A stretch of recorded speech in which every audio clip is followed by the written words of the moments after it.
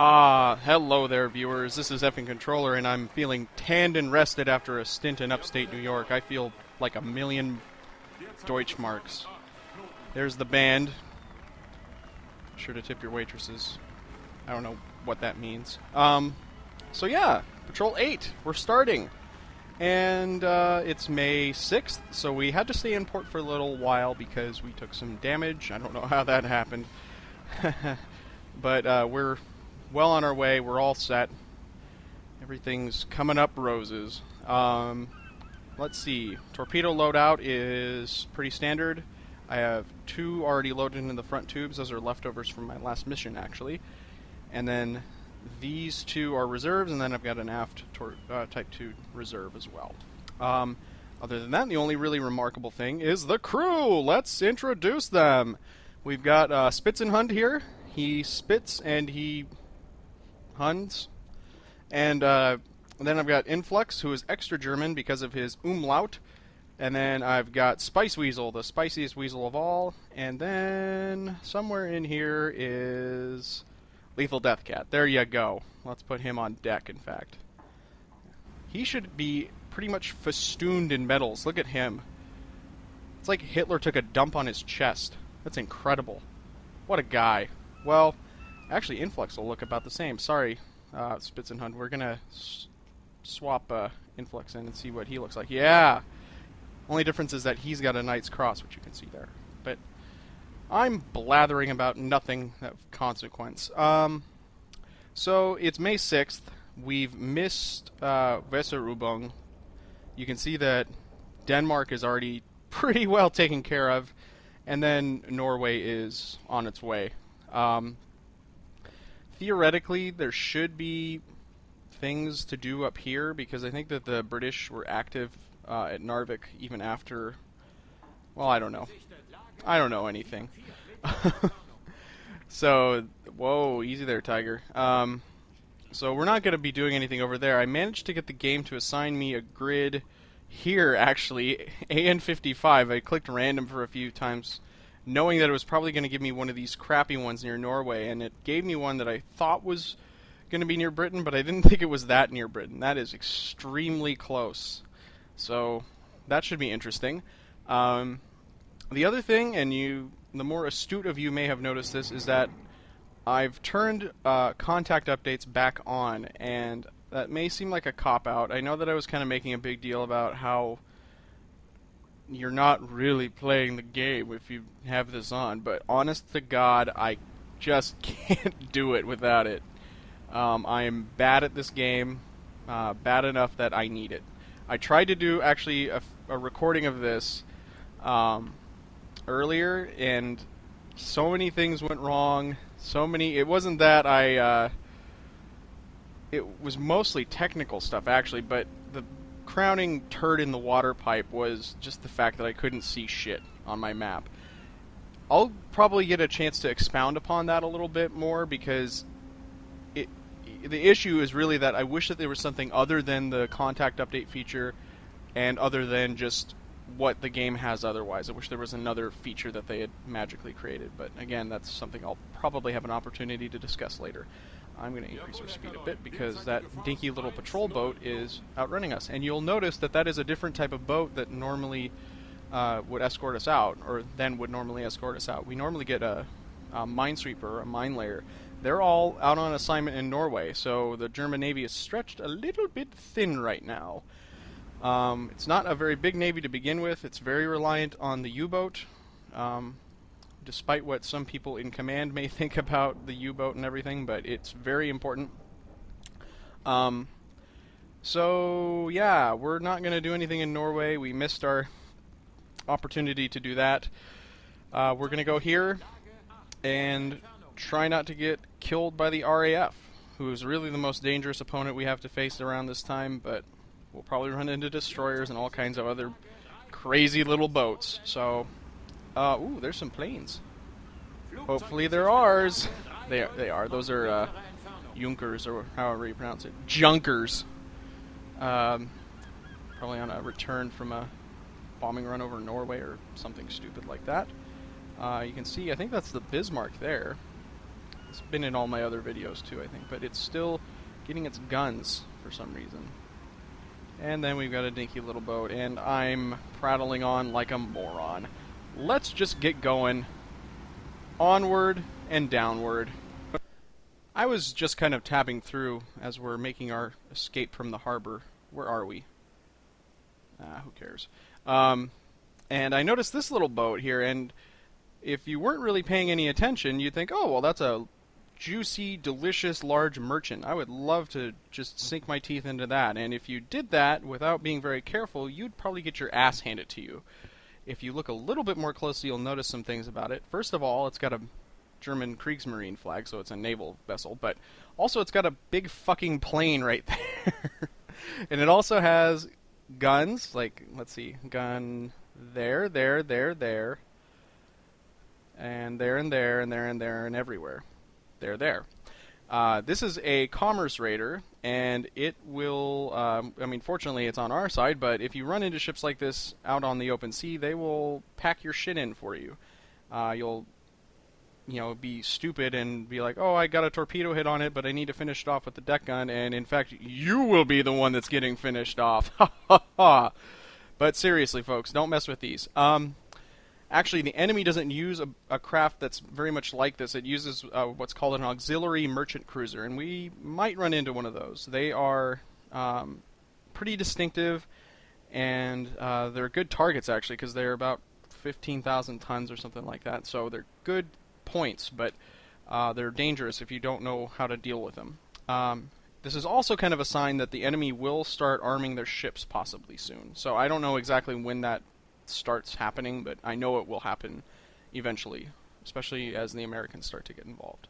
Those damn Americans and their gun-toting redneck consarnate. Never mind. I'm rambling again. Let's just get out of harbor before I start on another tangent. As I was plotting our extended course, I was reminded of a little fact, being that it is May 6th, 1940. We are approaching the start of the real war. That is to say, the phony war is about to be over. Denmark has already been taken over. Norway's been taken over, but we're about to start with the invasion of the Netherlands, Belgium, and, of course, France. So shit's about to get real. And that means more targets, because the Dutch and the Belgians obviously have some ships that we would like to sink and get points for. So that means that it's basically open season at this point. Or, well, once they come in. And that's just a matter of a couple days now. So, yeah. Fun times ahead. I'm going to actually stagger our course a little bit as we approach AN 55, which I believe is our grid. Let me just make sure that that's correct. AN 55, okay. I've been known to get that wrong before. So we're going to kind of do a little stair-steppy thing. Stairmaster maneuver. And we'll start with that, and I don't know, we'll kind of feel things out. Just like a first date. Just touch your date uncomfortably over and over again. That's how it works. I'm a U-boat captain, I know these things. Awkward. Okay, we're going to just keep going, and I'm going to shut up. Oh, well, that's a classy problem to have. That's in AN 55, and that is a task force. And they're heading east-southeast. Oftentimes, you'll run into task forces that are on the British coast, and they basically just are patrolling the coast. Surprise, surprise. You also run into convoys that are doing... They're not patrolling, they're just convoying. So, I'm gonna try to intercept these guys. I'm gonna try and catch up with them if I can. That's a big if, too. Because I'm gonna move it down, maybe like that. 425 clicks. Let's do a little bit of math. Let's smoke some math. Right. So, 24 hours roughly. They're saying 7 knots. And I bet they're going to head roughly this way. They're going to go 380. Carry the 1. Presto.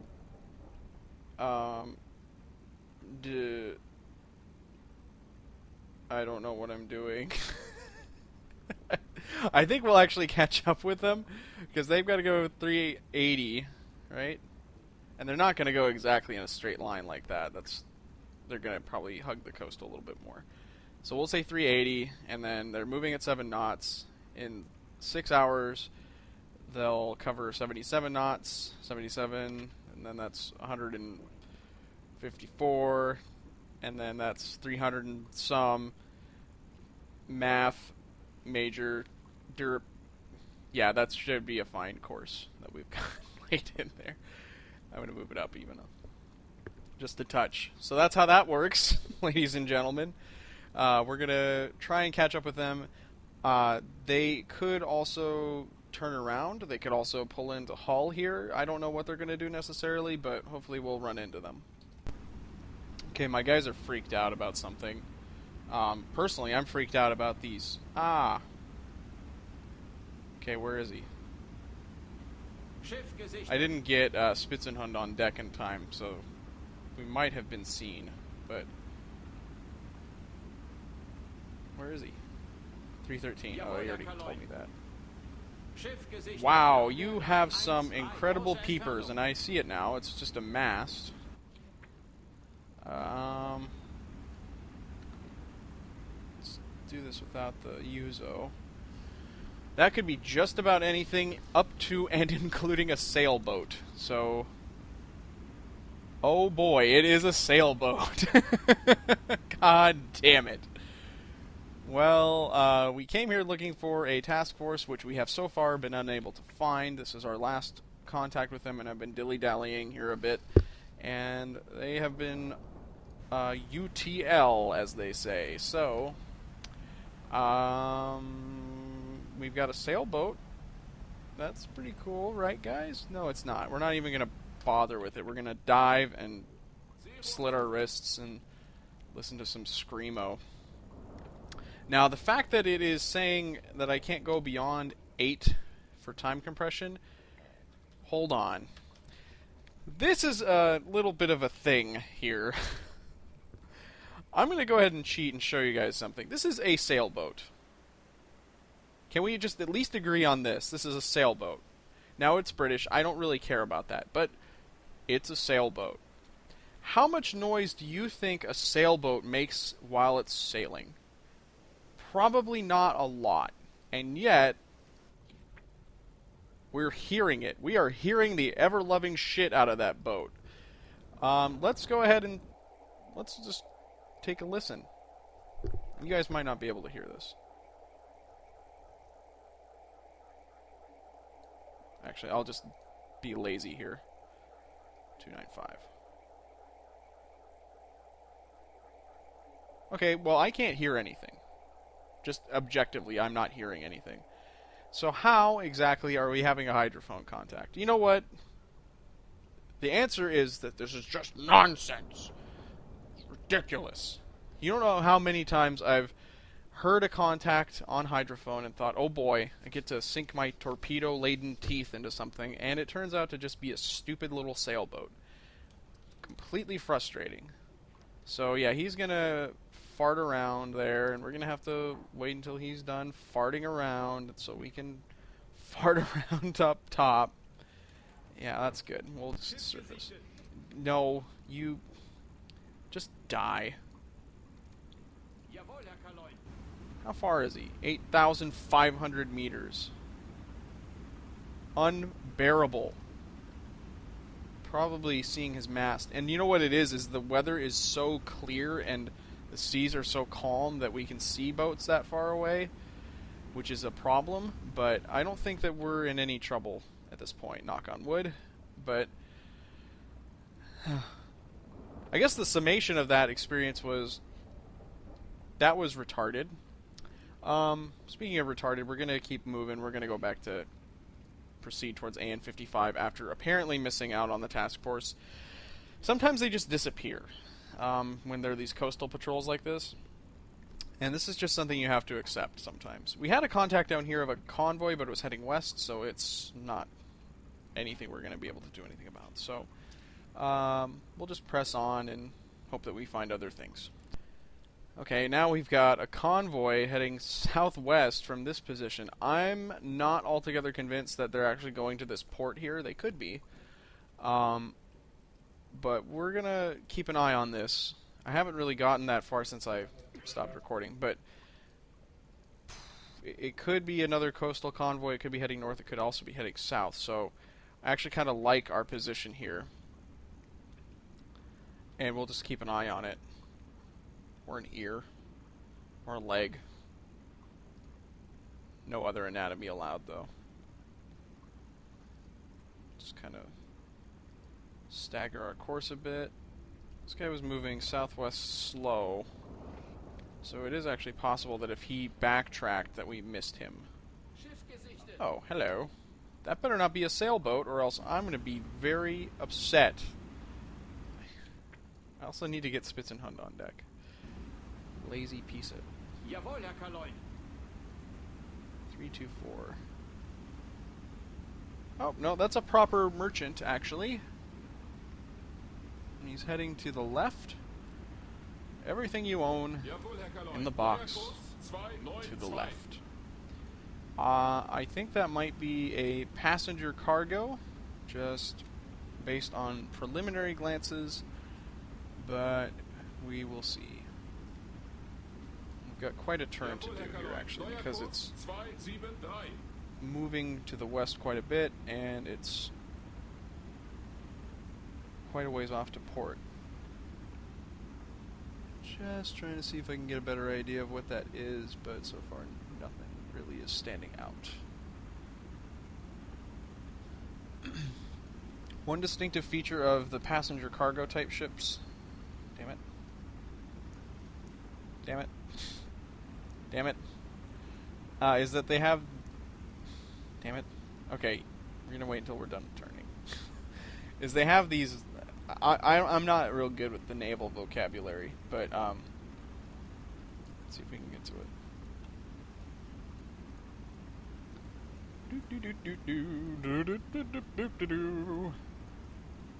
Come on. Come on. I think I should have gone the other way. Oh, maybe it's one of these. Well, maybe not. They've got these doohickeys on top. These things here, it's more visible in the 3/4 view here. These doohickeys on top of the mast are fairly distinctive, and few other ship classes have those. He says as he immediately goes to another ship class that has those. Wait a minute. What am I doing? I don't even know anymore. We're going to go under and try to catch this jerk. Now, see... Here's an instance where I don't really need the contact viewer thing. Because this guy's so close, it's not a big deal. Where it becomes a problem is with convoys, and it's just this big... You've seen it before, where it's just this big blob of black lines. And in that situation, really all I need is just one line where I just, designate a specific target and have that one line drawn, maybe. Or... something. I just need more, as they would say, more granular control over what I'm targeting with that system. So, that was the point of my kind of stupid tirade earlier. Is I just wish that some of the features like that were a little bit better thought out and better implemented. Okay, so there's our friend. Soon to be ex-friend. And I'm liking... Well, no, it's got a front cabin, it looks like to me. And we are still quite far away from it, so we might give this a little bit more time. No, that wouldn't be it. They don't have those yet. This is all a little bit premature, because to me it looks like it could be a small merchant or a poop ship. I don't know. We'll just let it keep coming. And in fact, I will probably stop recording while I'm sitting here waiting, because that's boring for everybody. Okay, it's within view now, and that is actually a Granville. So my idiotic pedantic little speech about IDing ships was completely pointless. If you look at it like that, that's pretty distinctively a Granville. Alright, so what I'm doing now is I'm executing a little bit of a turn so that I can get us lined up appropriately for the shot. And once we complete the turn, I'm going to start us backing up. In fact, I'll just do that right now. Whoop. Whoa, easy there, Tiger. Alright, where am I? Where did he go? There he is. So a Granville is a really lovely target. They are 5,000 tons, and they usually will go down with a single torpedo. That's what she said. No, it's not what she said. That's what she did? I don't know. Wait, I'm all whoppy-jawed now. Hold, please. There we go. That's more like it. That's what I was looking for. Okay. See, and admittedly, that was a point where the contact update thing helped me quite a bit. Okay, we're really close to him, so let's stop. Lock on him here in a minute. Actually, nope. We're going to wait until our turn is done, because that's going to completely ruin our solution. Stop turning. I should have just done that to start with. Okay, there we go. There's our Granville. Hello, friend. And so since the seas are just so utterly placid, we're going to probably get some good readings on this. Also probably going to use our Type 2s here, because, yeah, it's a little bit smooth. Smooth operator. Smooth operator. I really hate Sade, and the reason is that in high school, I played football, and I had to go to football camp really, really early in the morning. And to get me out of bed, what my mom would do is she would turn on the TV, and the particular summer I'm talking about, Sade was coming to town, and they had commercials for her non-stop. And, well, I hope that was shallow enough. Well, we'll find out, I guess. And so I'd hear all of her, like, just snippets of all of her stupid-ass songs every single morning throughout the summer of, what was that, 2001 or something like that. Or 2000, probably just 2000. It doesn't matter. I hate Sade, and I hate everything that she's ever done. So let's see if we can listen to our torpedo as it misses. There it is. You guys may not be able to hear that. It's kind of a high-pitched...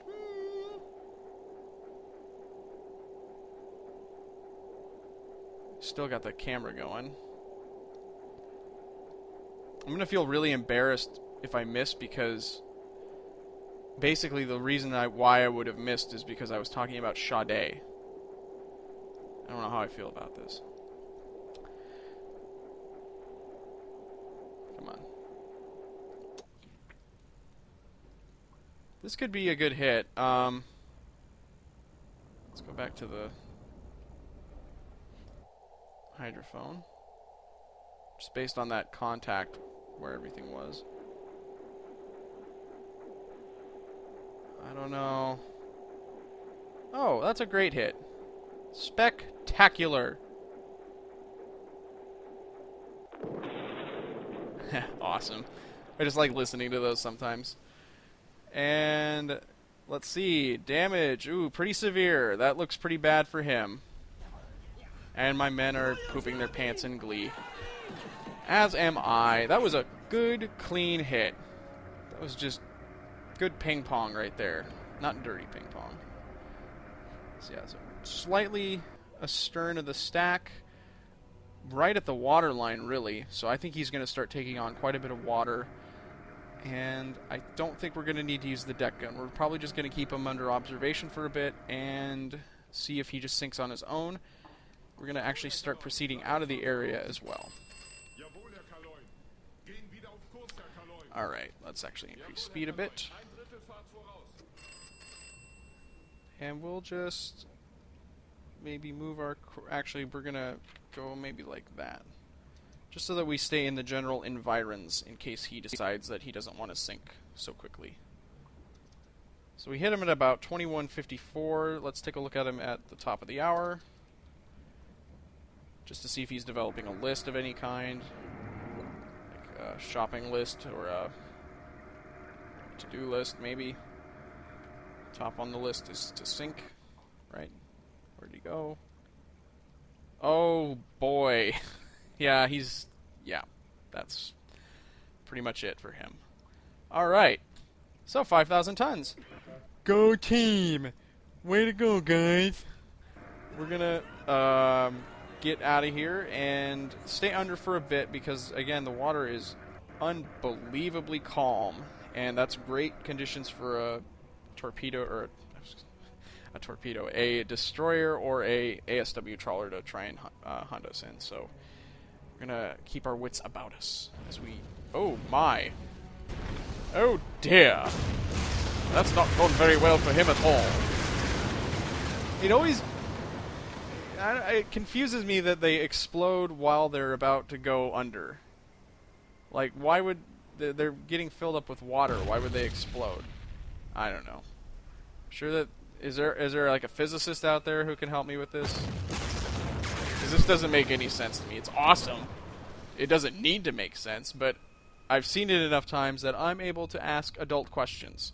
So, again, if there's a Richard Feynman out there, Carl Sagan out there, if you have billions and billions of answers for me, please let me know. I would love to know why ships explode like that when they're sinking and filling up with water. That was really just an excuse, just a vehicle to use my Carl Sagan expression, or impression. Maybe I'll do that more often throughout the patrol. Probably won't.